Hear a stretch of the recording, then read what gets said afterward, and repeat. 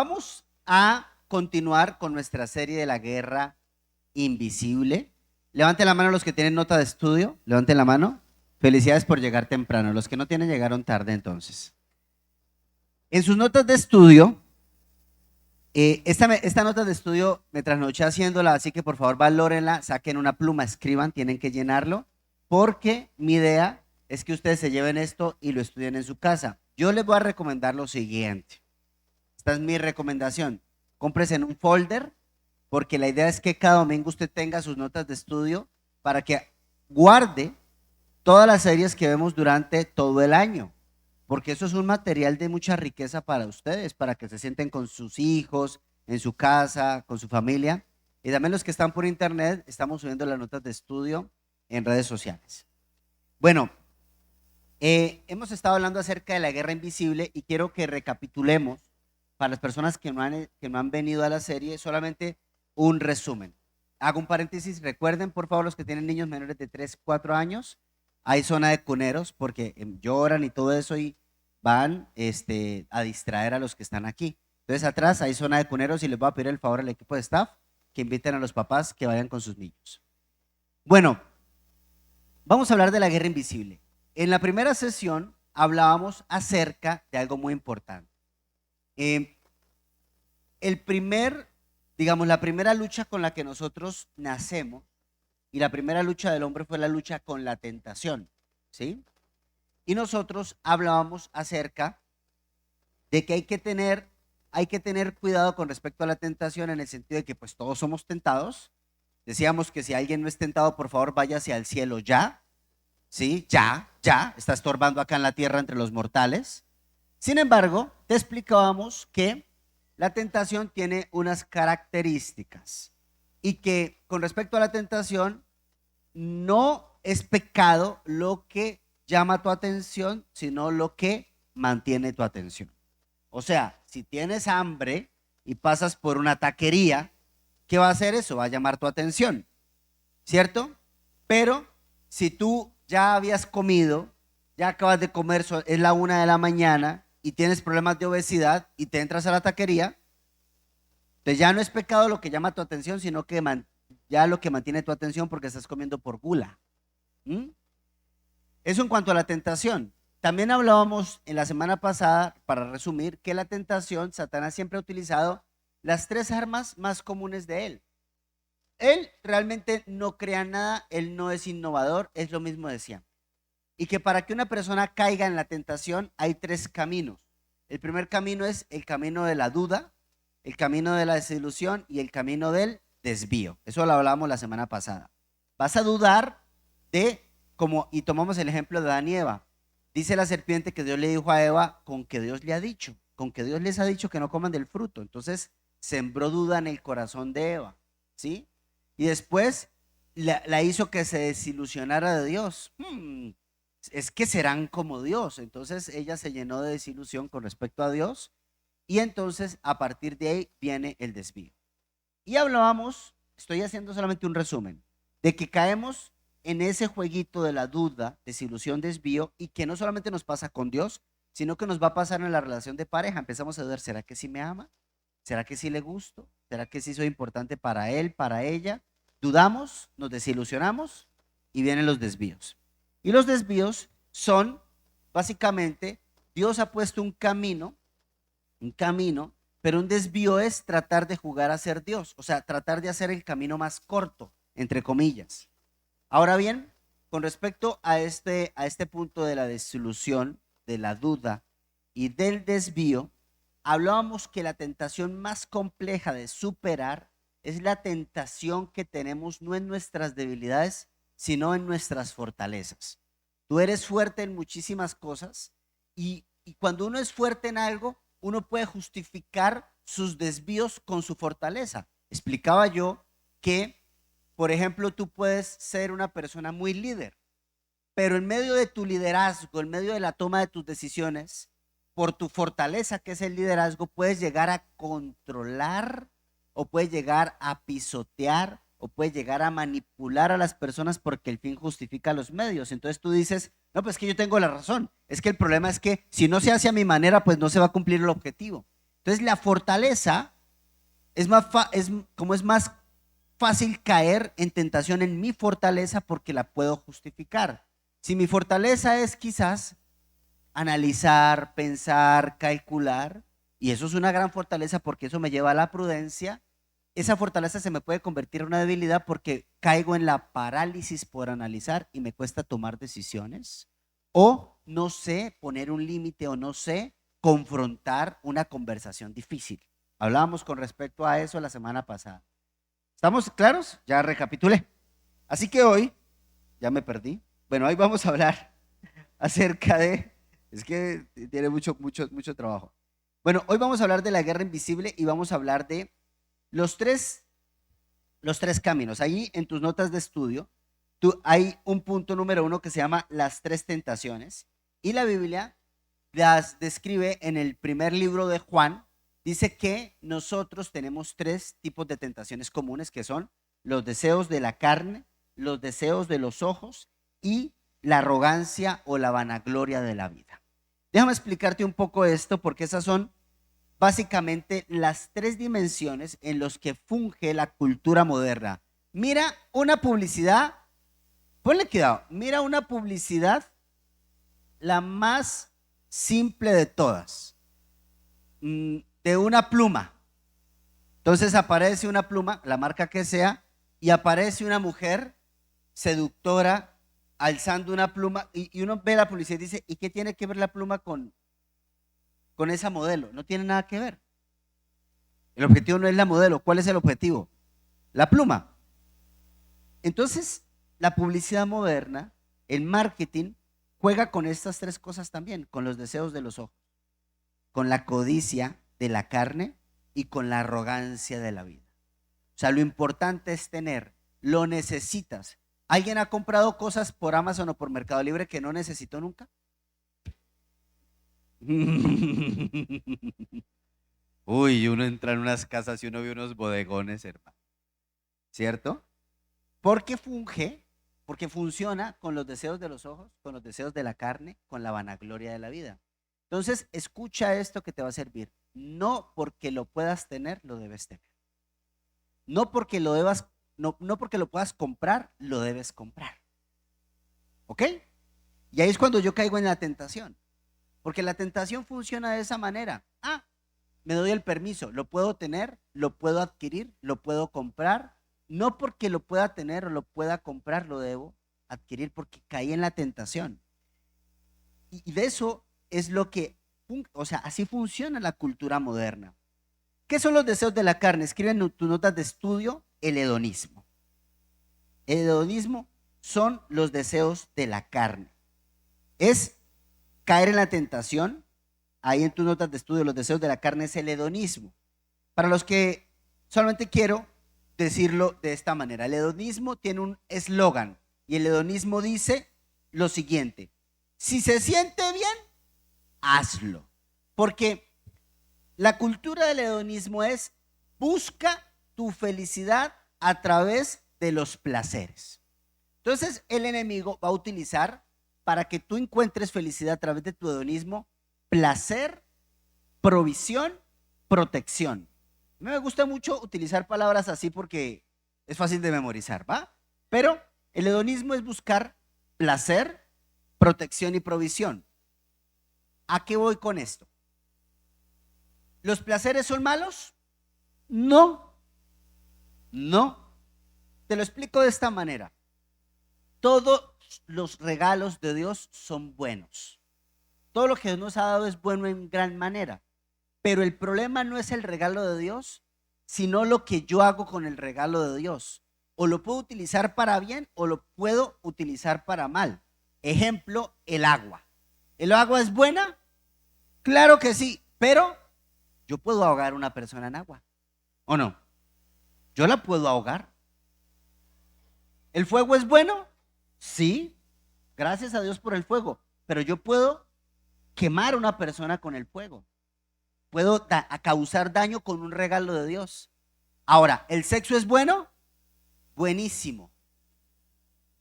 Pero yo puedo usar el sexo para lastimar, para coartar, para lucrar, para dañarme a otras personas. Entonces, en sí el regalo es bueno, pero lo que hace Satanás es que pervierte el regalo de Dios, y ahí es donde yo caigo en tentación.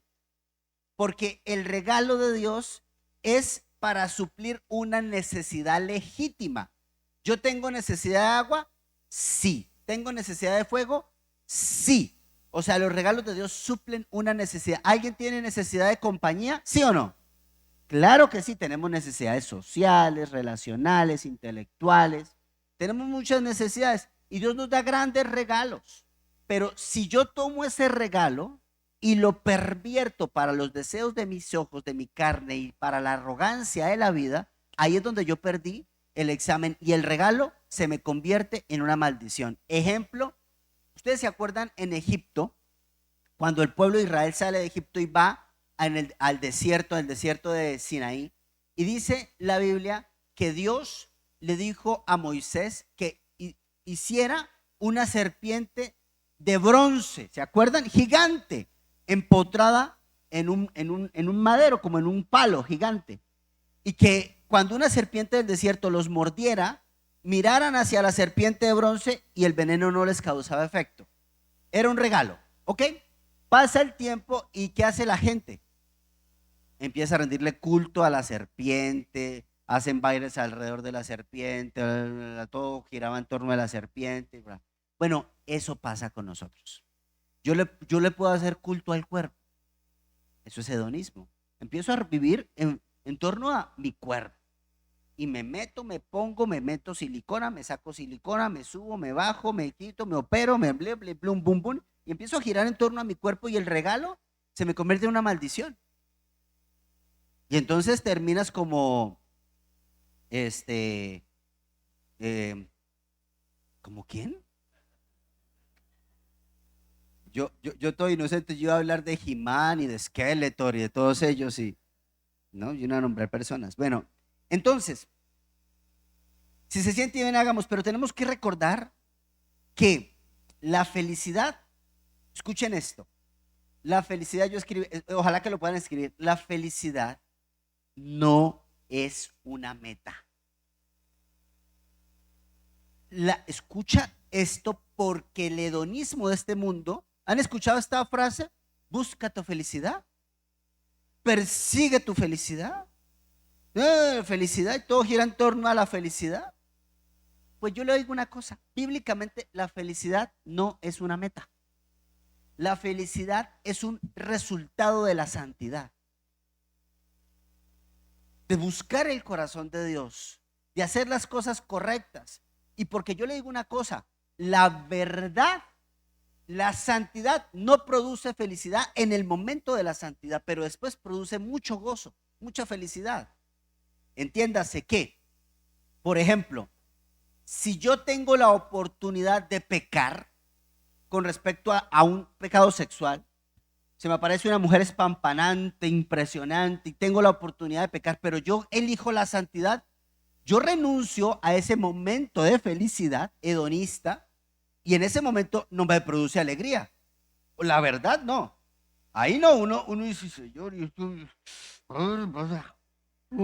ayúdame, Dios. Claro, en el momento no, pero pasa el tiempo y uno dice, ah, qué gran alegría, porque escucha, el problema de los deseos de la carne es que te ofrecen felicidad momentánea, pero la santidad te ofrece felicidad diferida. Eso se llama gratificación diferida. Entonces yo empiezo a sacrificar mi carne para agradar a Dios, para honrar al Señor y a honrar mi cuerpo. Y ahí es donde empieza la lucha entre vivo por el hedonismo o vivo para agradar a aquel que me tomó por soldado, como decía el apóstol Pablo. Entonces, pregunta, levante la mano los que tienen pareja, están casados, levante la mano por favor. A ver, bajen la mano por favor.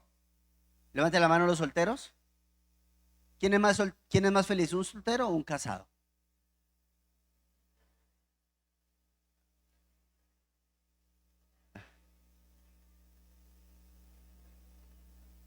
Los dos son felices. A ver, ¿dónde están los solteros felices?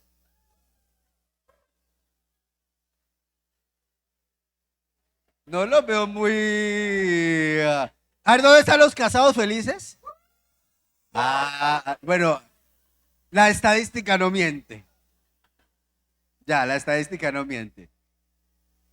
Bueno, ahora, ¿dónde están los que tienen suegra felices?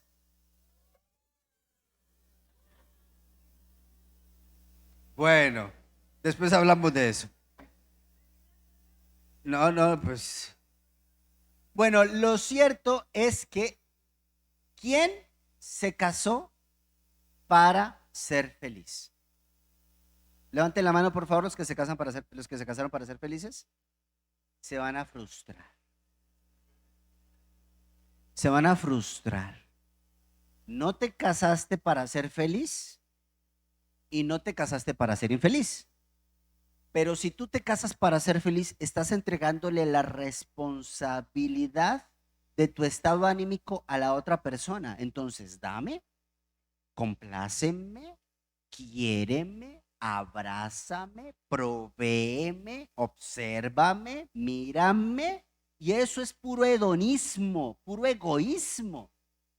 Porque realmente el amor se trata de entregar, no de recibir. El amor, en realidad, y yo le quiero decir algo a los que están casados, con toda honestidad, la relación de matrimonio es una relación de pacto, no de convenio. O sea, ¿qué es un convenio? Tú me das, yo te doy. Tú me entregas, yo te entrego. Si tú me abrazas, eso es un convenio, eso es un trueque. Pero el amor en el matrimonio no es un convenio contractual. El amor en el matrimonio es un pacto unilateral. Decido amarte. Decido entregarte. Decido de aquí para allá. No quiero, si hay algo a cambio, qué bueno. Y si no, no pasa nada. Es un pacto unilateral. Por eso hay tanta frustración en las relaciones. Porque estamos sentados en el hedonismo de dame, provéeme, quiéreme, abrázame, consiénteme y quiero sentir rico contigo. Y si no siento rico, pues ya se acabó esto. Pues no funciona de esa manera. Por eso es que el matrimonio es un pacto unilateral, no contractual. ¿Estamos claros o no? Entonces no te casas para ser feliz. Te casas para amar. Porque recuerda esto, tú puedes dar sin amar, pero jamás, jamás de los jamases, esto parece como no sé, un juego de palabras, como una paradoja, pero puedes dar sin amar, pero no podrás amar sin dar. ¿Me hago entender o no? O sea, yo puedo dar sin amar, tome, pero cuando amo, doy, aunque no reciba nada a cambio. De eso se trata. Por eso es que hoy vamos a entender un poco cuáles son los antídotos y en tus notas de estudio yo te puse una gráfica. Segundo punto, la codicia de los ojos. Ayúdenme por favor. Lucas capítulo 2, ¿quién está, Alma? Uy, Almita, tú eres la poderosa. Sí, Lucas capítulo 12, versículo 15. Lucas no tiene ni primera ni segunda. Eso, Almita. Muy bien. Dice Jesús, tengan cuidado con toda clase de avaricia. La vida no se mide por cuánto tienen. Y eso está hablando de la codicia de los ojos, que es lo segundo por lo que caemos en tentación, la codicia de los ojos. Y escriban ahí en sus gráficas, es el materialismo. Codicia de los ojos es materialismo. Y es la filosofía de lo más importante es lo que tengo. Lo más importante es lo que logré económicamente hablando. Pero el Señor Jesucristo dice, tengan cuidado con toda clase de avaricia. Miren, iglesia, yo les voy a hacer, yo lo he dicho en algunas ocasiones, pero quiero decirlo, porque es algo que yo en realidad lo entendí de parte del corazón de Dios. Cuando yo empecé la misión, la verdad es que cuando yo empecé la misión, gracias a la iglesia de donde salimos como misioneros, habían personas que nos apadrinaban a los misioneros, nos apadrinaban porque uno estaba dedicado a evangelizar en las calles, a compartir, ir a los anexos, a las prisiones, Y así nos financiaban durante 3 años, pero cada año nos iban desmontando el financiamiento. Así era el modelo. Entonces el primer año te financiábamos, no sé, tenías la casa y tenías una asignación básica y ya. El segundo año te iban quitando, digamos, presupuesto, y el tercer año, todo. Y el cuarto año, sálvese quien pueda. ¿Sí? Pero en ese camino, yo entendí algo. Yo entendí que tenía que ser un voluntario más de la iglesia, no un asalariado más de la iglesia. Porque mire, iglesia, cuando una iglesia empieza a tomar volumen como este tipo de iglesia, uno tiene que cuidarse de la codicia de los ojos. ¿Mm? Realmente, yo, o sea, se los digo, y no solamente por esta iglesia, sino, ustedes saben bien que tenemos un proyecto mundial, que gente de otros países, que toman las escuelas de matrimonios virtuales. Realmente hay gente que es demasiado generosa, que está muy agradecida, y a veces llegan con un súper regalazo, ¿sí? Con un, no sé, con un anillo, con un reloj o con cosas así. Qué difícil es cuidar el corazón de la codicia de los ojos. Qué difícil. Entonces yo tomé una decisión hace mucho tiempo. Yo no sé quién da en la iglesia y quién no da. No tengo ni la más remota idea. Segunda decisión que yo tomé hace mucho tiempo, la iglesia a mí no me paga. Yo pago por servir en la iglesia. Y a mí me sirve mucho no depender económicamente de la iglesia, porque como yo no dependo económicamente de la iglesia, cuando yo vengo a poner una silla, yo soy un voluntario como tú. Cuando yo vengo a poner una mesa, yo soy un voluntario como tú. Y aquí todos estamos sirviendo a la par al Señor.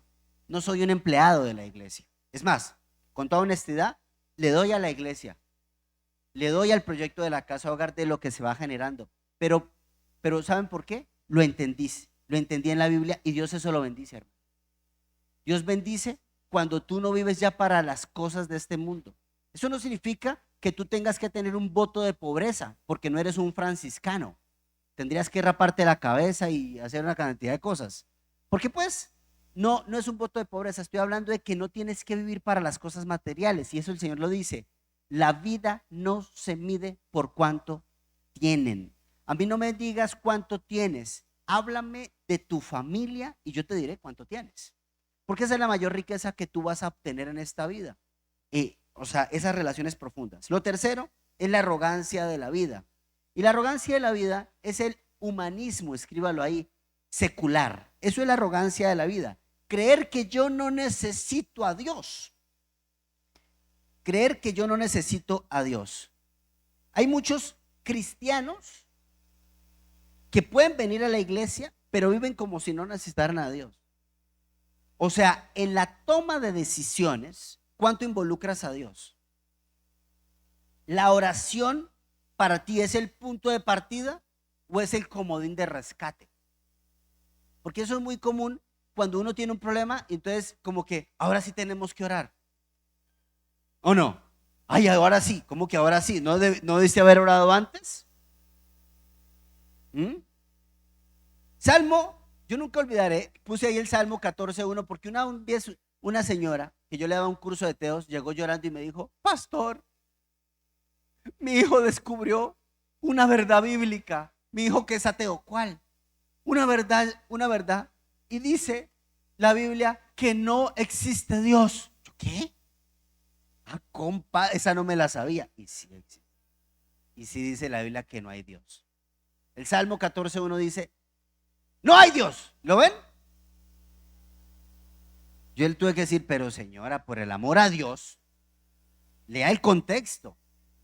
Solo los necios dicen en su corazón, no hay Dios. Por eso hay que venir a los cursos bíblicos, iglesia. Ellos son corruptos y sus acciones son malas, no hay ni uno quien haga lo bueno. Y esto es muy interesante con respecto a la arrogancia de la vida, porque si yo no le tengo que rendir cuentas a Dios, que es mi autoridad, pues no le tengo que rendir cuentas a nadie. Es como puro sentido común. O sea, si yo no respeto a Dios, porque simplemente no existe, porque no lo veo, no existe, ¿cómo voy a respetar a mi esposa porque no la veo? Cuando no la veo, no existe. ¿Cómo voy a respetar a mis hijos cuando no los veo? ¿No existen porque no los vi hoy? ¿Mm? Eso es lo que pasa, esa es la filosofía del humanismo secularismo. Esa es la arrogancia de la vida.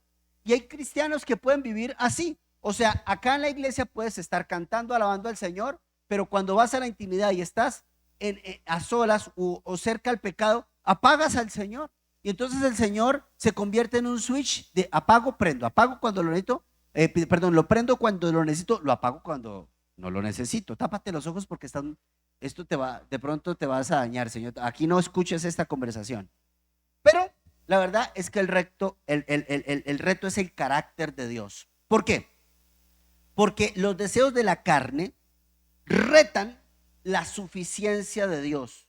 A ver, yo no sé si aquí, pero póngalo ahí. Los deseos de la carne retan, en el punto número 2, el reto del carácter de Dios. Los deseos de la carne retan la suficiencia de Dios. O sea, cuando yo me dejo llevar por el hedonismo, yo le estoy diciendo al Señor, simplemente no me das la talla. Simplemente no eres suficiente para mí. No te alcanza para llenarme, para complacerme, para satisfacerme. No, no te alcanza. Así que yo necesito otros sustitutos. Eso es lo que pasa con respecto a los deseos de la carne. Los deseos de los ojos, cuando yo me dejo llevar por los deseos de los ojos, escríbanlo en sus notas de estudio, reto la santidad de Dios. Reto la santidad de Dios. O sea, creo que Dios no va a ver. Creo que a Dios no le importa. Si ustedes abren en la Biblia, en Éxodo capítulo 20, versículo 3, dice el primer mandamiento, no tendrás dioses ajenos, aparte, uy, Almita. Denme un aplauso a Alma. Alma, yo te voy a contratar, Alma. Bien, Almita. ¿Tú también sigues soltera? Después te hacemos publicidad. Bueno, no tendrás dioses ajenos aparte de mí. Entonces, es que el problema de caer en los deseos de los ojos, en la arrogancia de la vida, es que yo estoy retando el carácter de Dios, la suficiencia de Dios, estoy retando la santidad de Dios y con la arrogancia estoy retando la soberanía de Dios. O sea, Dios es la autoridad y Dios tiene el control. El Señor tiene el derecho sobre mi vida. Él es Dios. Ahora, yo te hago una pregunta. ¿Tú en realidad crees que Dios es suficiente para ti? No me lo respondas, pero pregúntatelo cuando navegas por internet. ¿Me comprenden? No me lo respondas, pero pregúntatelo cuando chateas con alguien que no es tu esposa o tu esposo. ¿Es suficiente Dios para mí? Pregúntatelo cuando tienes un problema financiero y llamas al prestamista al 10%, al 20%, al 10%. ¿Sí me comprendes? Pregúntate si Dios es suficiente para ti o no. Pregúntatelo. Pregúntatelo cuando tienes un asunto financiero y no puedes ni dormir porque te quita el sueño. Dios es suficiente para mí, hermano. Pregúntatelo cuando tienes un problema conyugal y andas en bucle y pensando y no duermes y no duermes. Pregúntatelo cuando terminas con tu novio o tu novia y te deprimes 15 días, un mes. Pregúntatelo si Dios es suficiente para ti o no. Eso no significa, usted me está diciendo, pastor, que yo no tenga emociones. Sí, tienes derecho a tener emociones. Claro que tienes derecho a llorar, tienes derecho, creo que no eres un robot, pero el problema es sostenerse toda la vida en ese sufrimiento y en ese padecimiento. Dios es suficiente para ti. Entonces, pero el antídoto, y vamos a hablar de los antídotos con respecto a estas tres características, está definitivamente en 1 Corintios 3:13. Ese versículo es un versículo medular, iglesia. 1 Corintios 13:13. Es medular. Porque ese versículo habla de las tres cosas que Dios diseñó como antídoto para los deseos de los ojos, para la arrogancia de la vida y para la codicia de los ojos. 1 Corintios 3:13. ¿Listo, Almita? ¿Lo tienes ahí? Pero, no, 13:13. ¿Yo lo dije mal?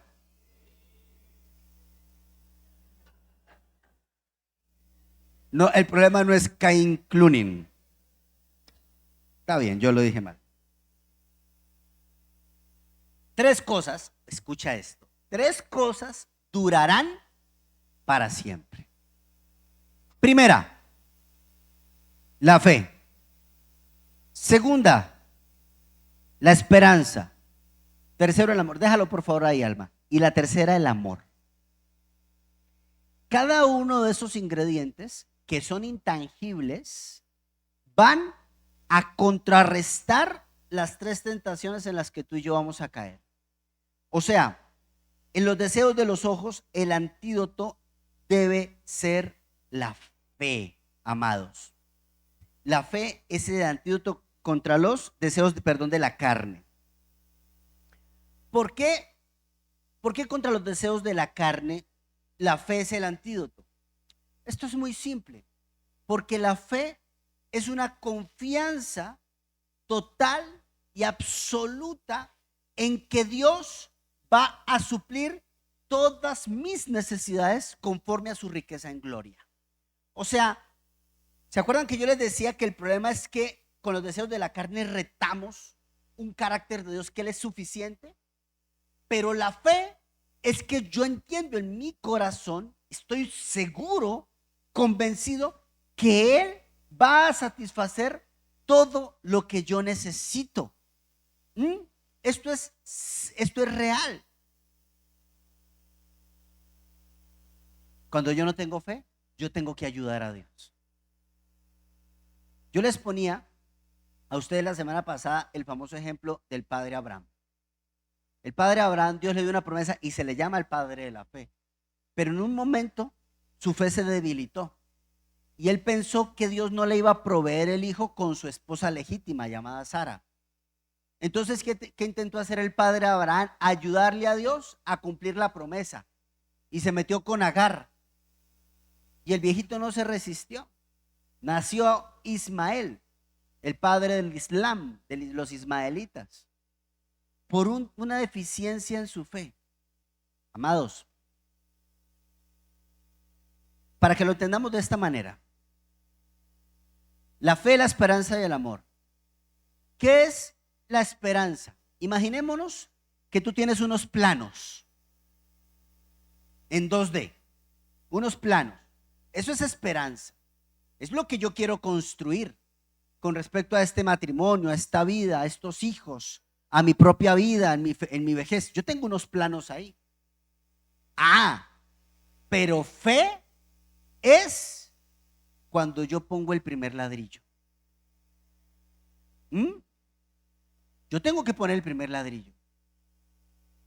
Porque la fe sin obras es. Entonces, cuando yo pongo el primer ladrillo, o sea, cuando yo digo al Señor, por ejemplo, el Señor le dijo a Abraham, sal de tu tierra y de tu parentela a la tierra que yo te mostraré, camina. Cuando Abraham dio el primer paso, eso fue fe. Los planos estaban ahí. Te voy a bendecir, te bendeciré, serán benditas todas las familias de la tierra. Entonces Dios, que te ama, te ha dado muchas promesas de esperanza. Pero si tú y yo no decimos, voy a dar el primer paso, pongo el primer ladrillo, ya no actúo en fe. Entonces quedó como una fe muerta, porque la fe sin obras es. Miren, les voy a decir algo en fe, mano, en fe. Acuérdense de mí, de hoy, en el nombre del Señor. En un año, todo este segundo piso de punta a punta, lo vamos a rentar la iglesia, porque vamos a tener una escuela para niños de kinder, de primaria y de secundaria, por fe.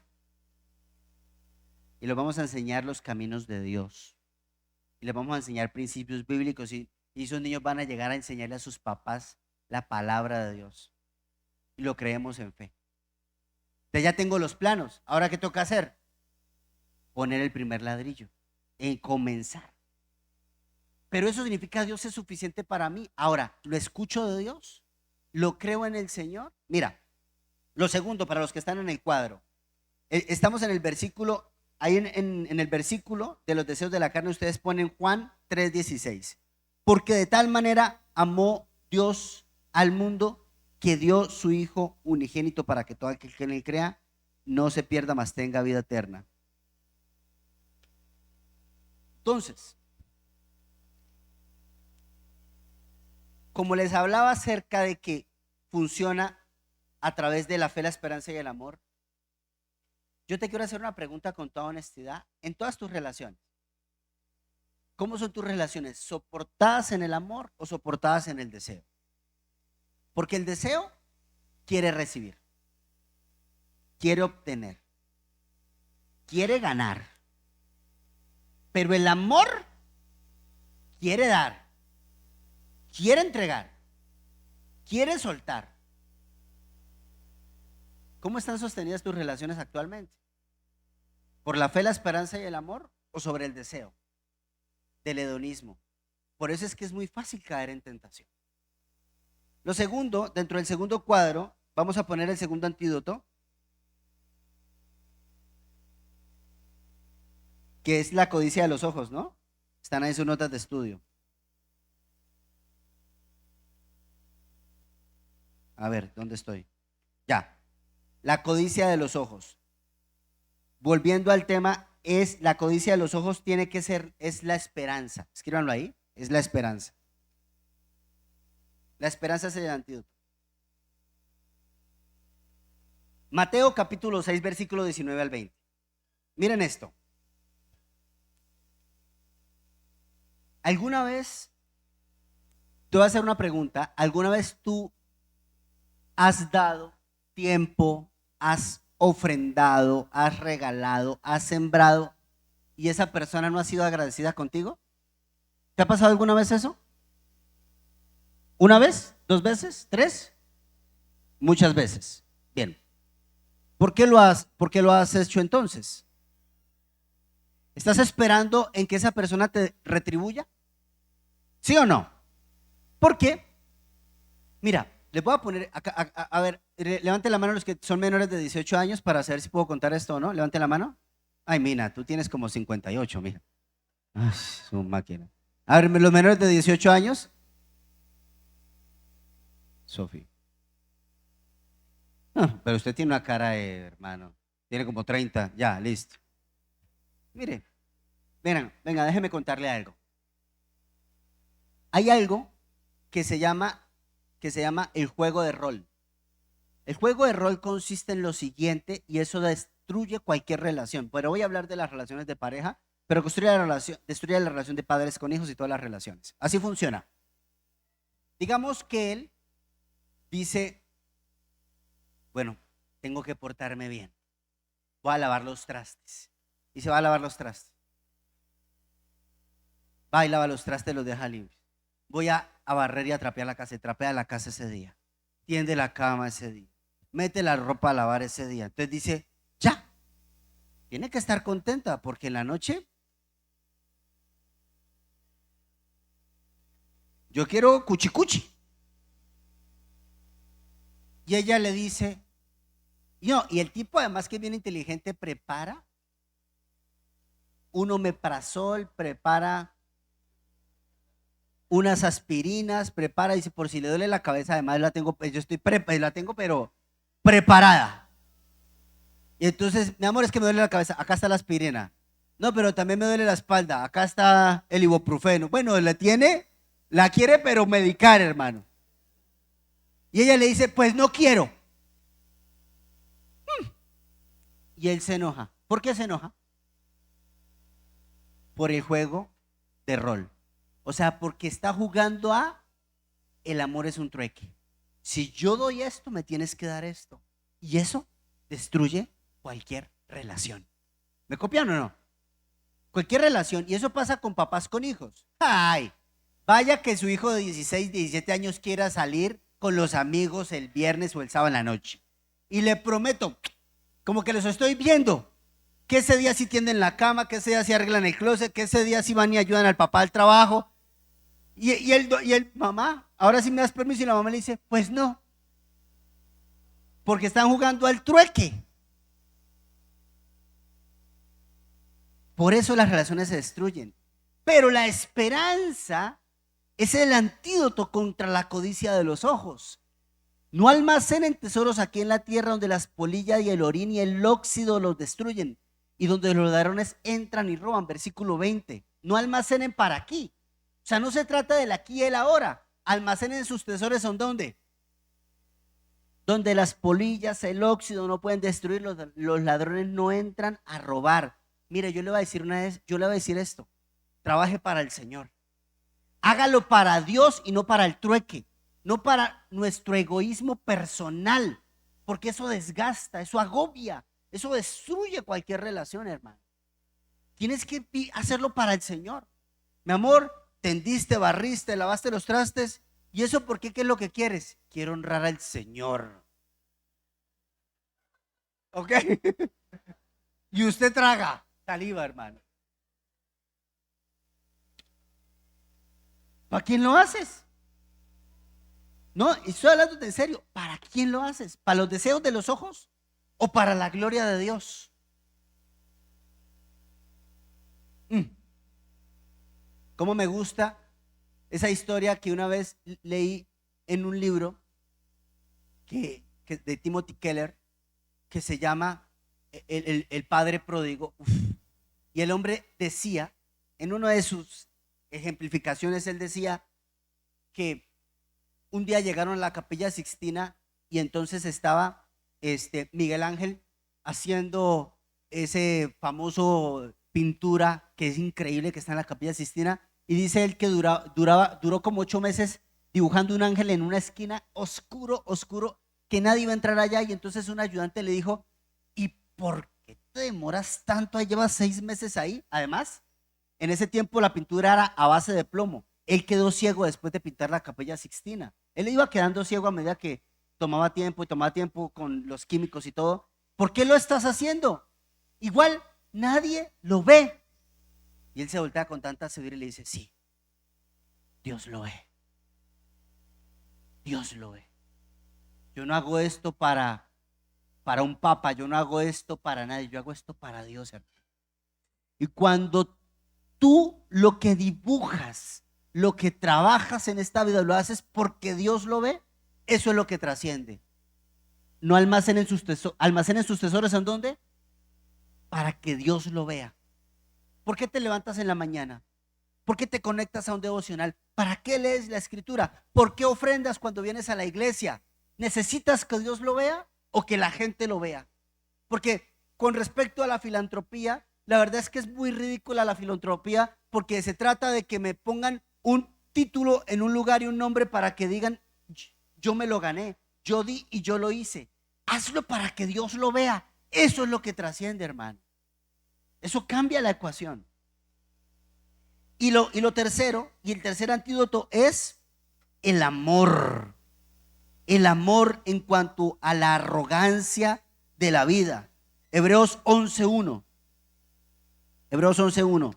Es pues la fe es la certeza de lo que no se espera, la convicción de lo que no se ve. Pero si tú quieres contrarrestar la arrogancia de la vida, necesitas amar. Porque el arrogante quiere recibir, pero el amor que quiere dar. Entonces, el Señor nos da 3 grandes instrucciones en Mateo capítulo 16, versículo 24. 3 grandes instrucciones. Escuchen esta. Uy, este pasaje, póngale cuidado. Jesús se sienta con los discípulos. Le está hablando de la tentación, le está hablando de los deseos de los ojos, de la arrogancia, de todo esto. Y el Señor entonces le dice a los discípulos lo siguiente: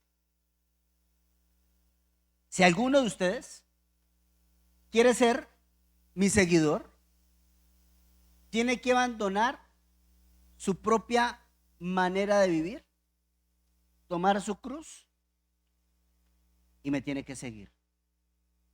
Da 3 instrucciones para las 3 tentaciones. Ojalá que lo puedas poner en la Reina Valera, Almita, en la 1960, en la versión poética. Si alguno quiere venir en pos de mí, niéguese a sí mismo, tome su cruz y sígame. Punto número 1, niéguese a sí mismo. Niéguese a sí mismo. ¿Alguien ya se vio la segunda temporada de Betty la Fea? ¿Qué es eso? ¿No les ha pasado a ustedes que empiezan a ver una serie y se enganchan? Next. Siguiente capítulo, siguiente capítulo, siguiente capítulo, siguiente capítulo, siguiente capítulo. Sí. Desde que no me digas que La Rosa de Guadalupe, todo bien. ¿Sabes qué negarse a sí mismo? Tienes que pagar un precio. Negarse a sí mismo. Yo hoy tuve en la mañana teos con mi grupo a las 8:30 de la madrugada un domingo. Y yo me pongo a pensar, esta gente está loca.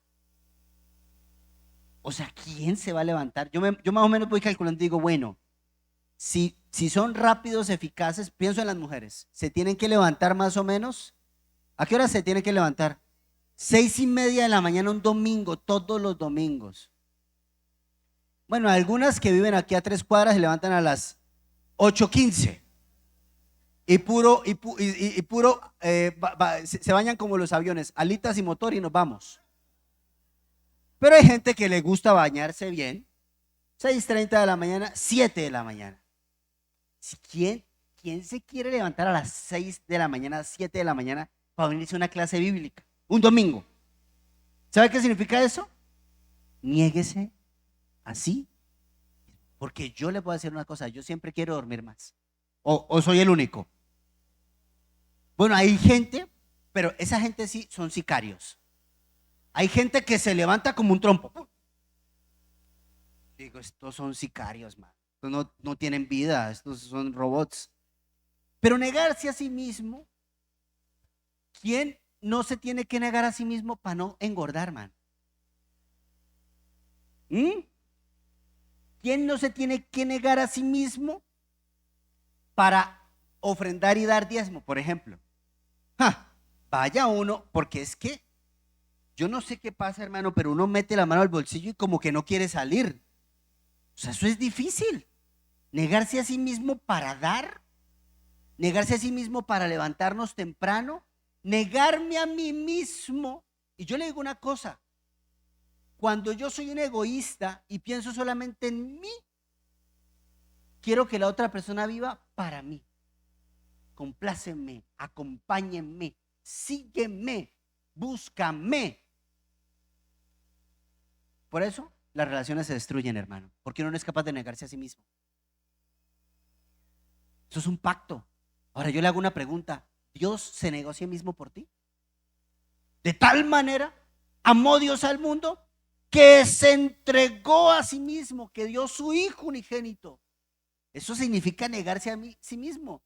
Dice la Biblia que Jesucristo, siendo Dios, no tomó forma, dice que tomó forma humana como hombre y se negó a ser igual a Dios, como una cosa a la que no se iba a aferrar. ¿Sabes qué negarme a mí mismo? Cuando yo llego cansado del trabajo y mi hijo me dice, papá, tírame la pelota. Yo quiero dormir, hermano, yo quiero descansar. Otra vez, vamos a tirarle la pelota a este niño. Es que negarme a mí mismo significa no se trata de mí. Uy, grábese esa frase por el amor al Señor. No se trata de mí. No se trata de mí. Y yo no le estoy diciendo que usted tiene que ser un mártir.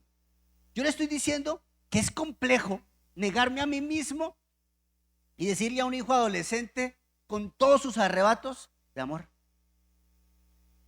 vamos a hablar. Mi amor, saquémonos este espacio. Te lo prometo, man. Y te lo digo porque te amo. Tus relaciones son frágiles porque tus relaciones se tratan de ti y no del otro. Por eso las relaciones son frágiles. Tu relación es frágil con Dios porque se trata de ti, no de Dios. Porque cuando la relación con el Señor se trata de mí es ¿por qué me quitó? ¿Por qué no está conmigo? ¿Por qué me abandonó? ¿Por qué no me dio? ¿Por qué a mí? Entonces, cuando yo tengo esas preguntas existenciales con Dios, significa que Dios vive en función de mis deseos y yo no vivo para la gloria de Dios. Cambia la ecuación. Eso en teología se llama la teología del utilitarismo. Utilizo a Dios para mis beneficios personales, para mis propios deseos. Por eso hay gente que está resentida con Dios, hermano, porque está enojada con Dios, porque creen que Dios le quitó. Y Dios es algo soberano. ¿Sabe qué significa eso? Hace lo que quiere. Y todo lo que va a hacer, lo va a hacer porque te ama. Y quiere que tú estés bien. Y eso significa, le quito. No se lo di en este momento. No es el tiempo. No se trata de mí. El que quiera venir en pos de mí, ¿qué tengo que hacer? Me niego a mí mismo. Es difícil negarse a sí mismo, hermano, cuando uno está soltero, ¿o no?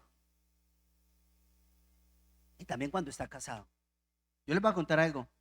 Hace poco hablaba con un amigo, me decía, hermano, duré 7 años con mi esposa y 7 años donde no pudimos tener vida sexual. Yo le dije, hermano, usted es un santo. O sea, parce, santifícame. ¿Cómo? No, mi esposa tenía un trauma y no podíamos y le dolía y 7 años. Y él decía, y yo lloraba, hermano. Y yo lloraba con Dios. Yo le decía, Señor, es que yo la quiero, pero no se puede. Y él me decía, y el Señor me dijo, niéguese a sí mismo, amigo. Niéguese.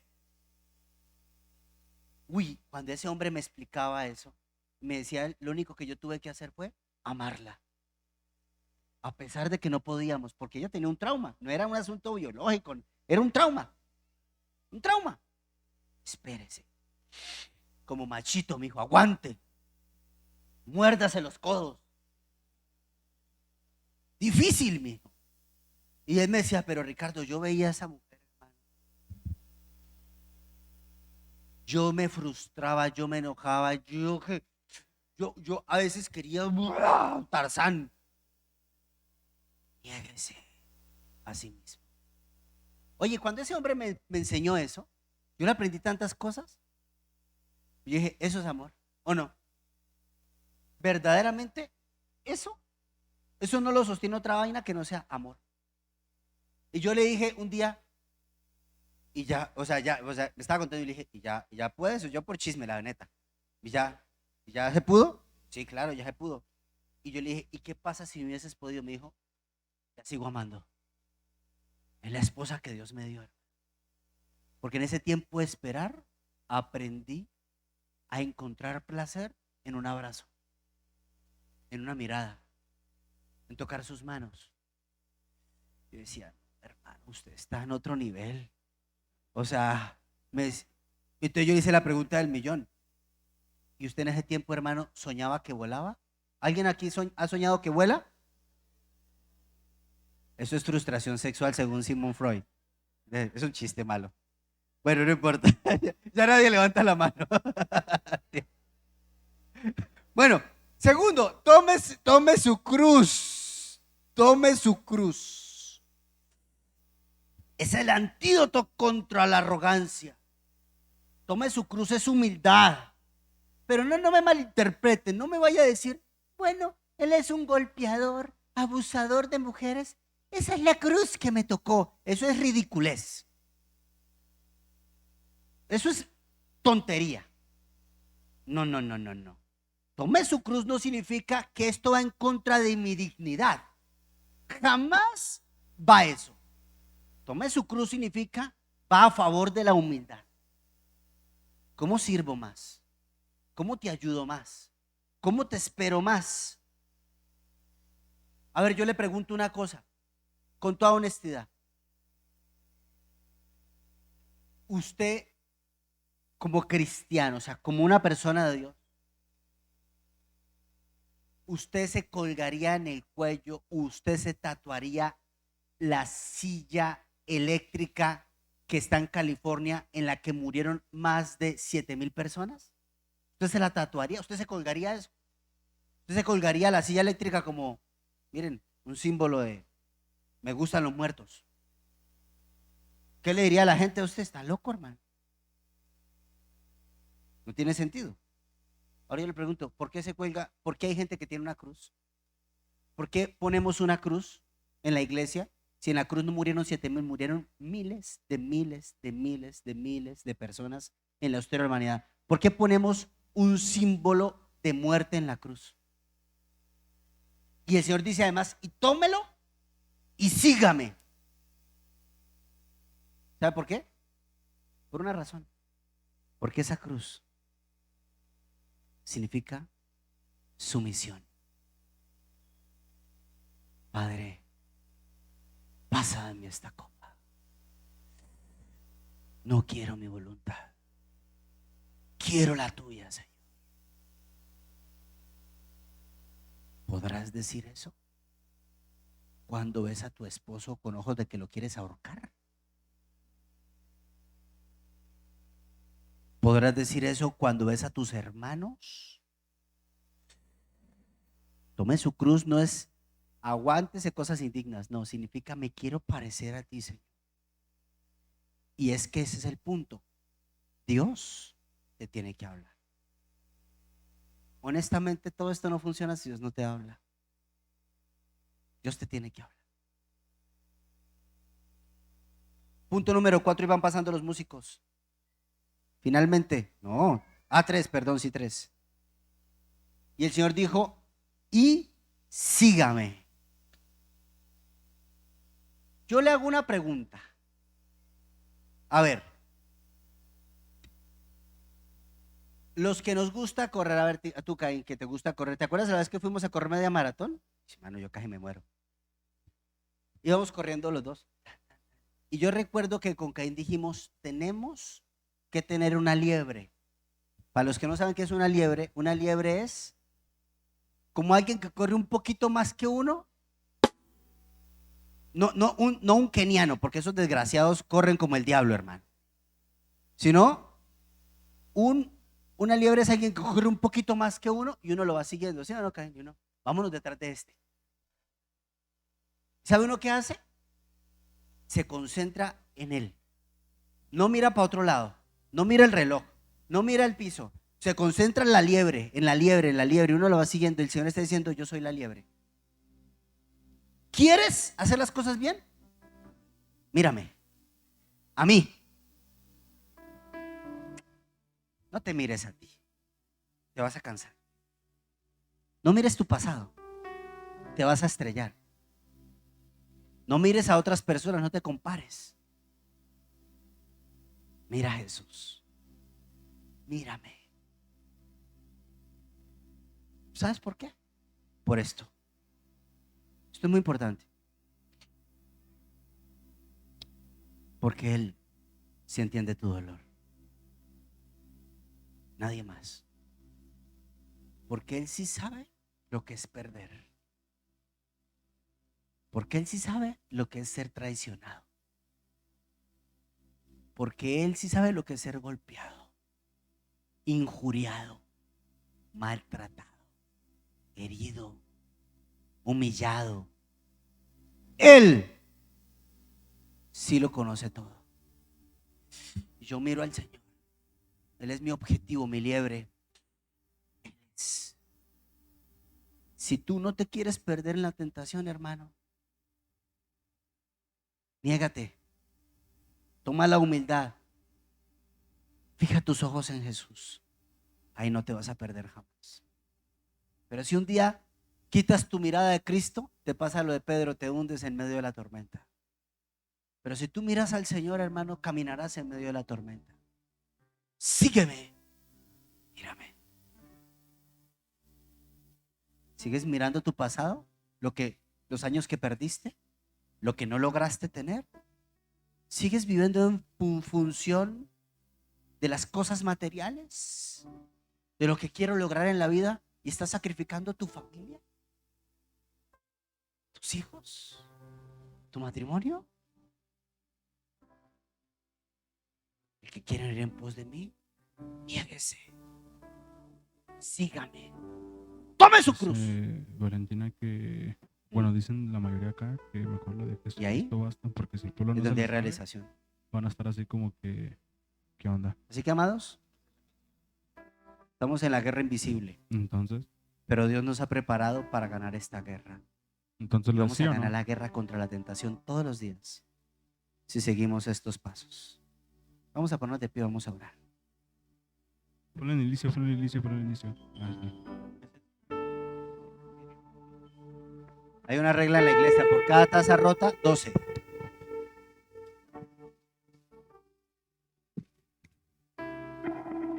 Como los apóstoles, 12.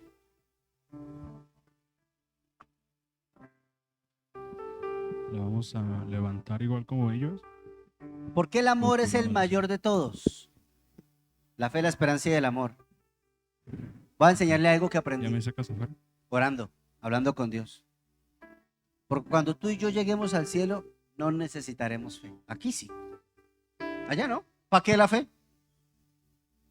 Allá lo vamos a ver. Cuando tú y yo lleguemos al cielo, no necesitamos esperanza. Aquí sí. Pero cuando tú lleguemos al cielo, necesitamos seguir amando.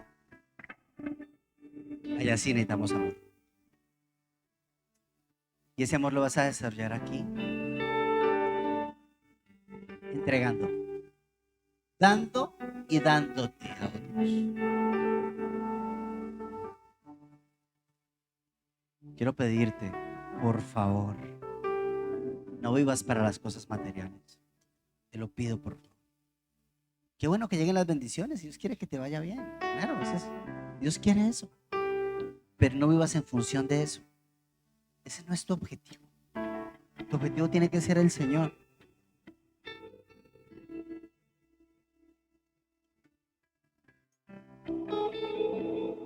Yo quiero más niños en la casa hogar. Y eso es más responsabilidades también. Y queremos hacer la escuela donde seguramente muchos de sus hijos van a estar aquí. Pero ¿sabes por qué? Porque queremos dar, bendecir a la gente. Vamos a orar.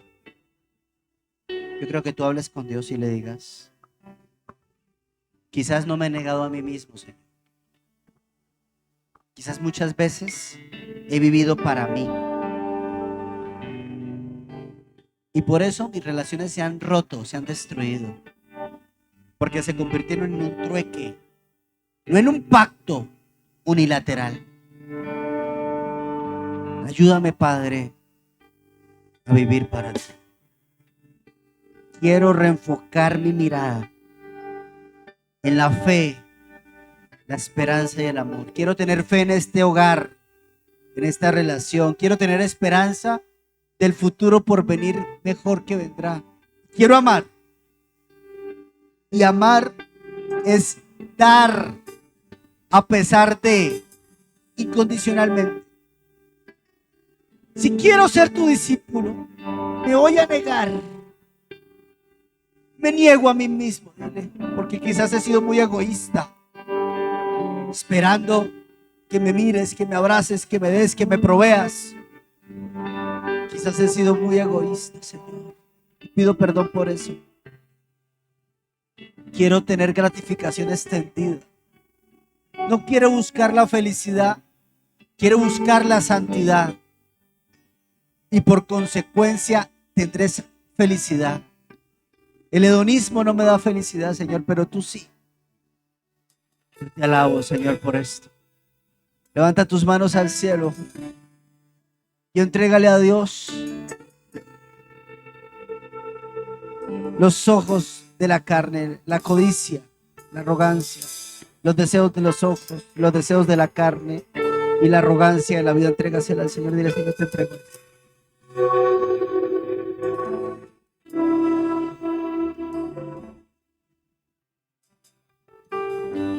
Haz una